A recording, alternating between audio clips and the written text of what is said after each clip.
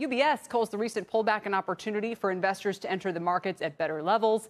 And the bulls are certainly back today. But can they keep charging until Election Day? For more, let's bring in Alli McCartney. She's managing director at UBS Private Wealth Management. And Jamie Cox is a managing partner at Harris Financial Group. Jamie, I saw you chuckling there. What's running across your mind as we rattle off these market calls?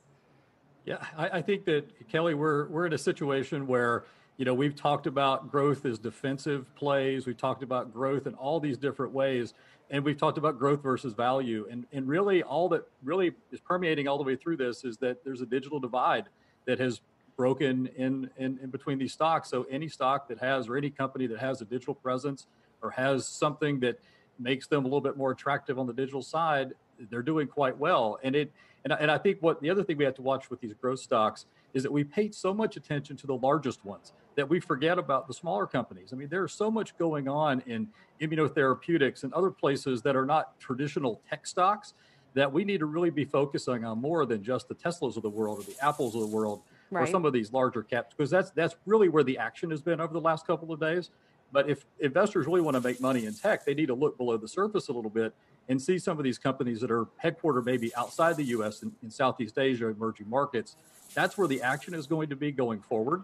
And I feel like as we look at big themes that emerge from this COVID crisis, you're going to look back maybe a couple of years from now and say, my goodness, look at the trends in global health, look at the trends in pharmaceuticals, and say that was the innovation wave that was sparked during this pandemic. So, Alli, it sounds to me like Jamie would say to people, there is a digital divide for a reason, and you want to be on the right side of it. So, maybe if you have those valuation concerns or so forth, you need to kind of keep that longer term story in mind. Where do you come down? I mean, do you think this market is still too overextended?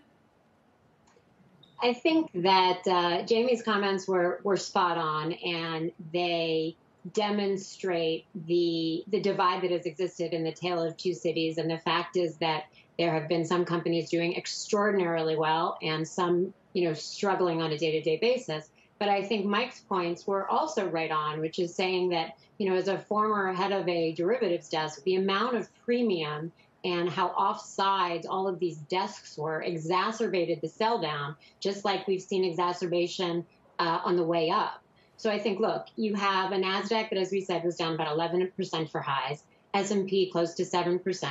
We've got this pullback that people are waiting for. There are other stocks besides tech stocks, and they will continue to do extraordinarily well. We have, since August, you've started to see that rotation into value. You've seen materials, industrials, consumer discretionary. Mid-caps are starting to get back as people take risk on. The two things that are going to continue to drive this market up are confidence, and I think confidence is probably largely tied to some of the positive news we got today on the vaccine front. Sure. And the second is a pickup in long-term rates, and I think that the Fed is going to help us a little bit with that in terms of what it's going to do with asset purchases on Wednesday. Yeah. So if we get these two things, we continue to see upside to market.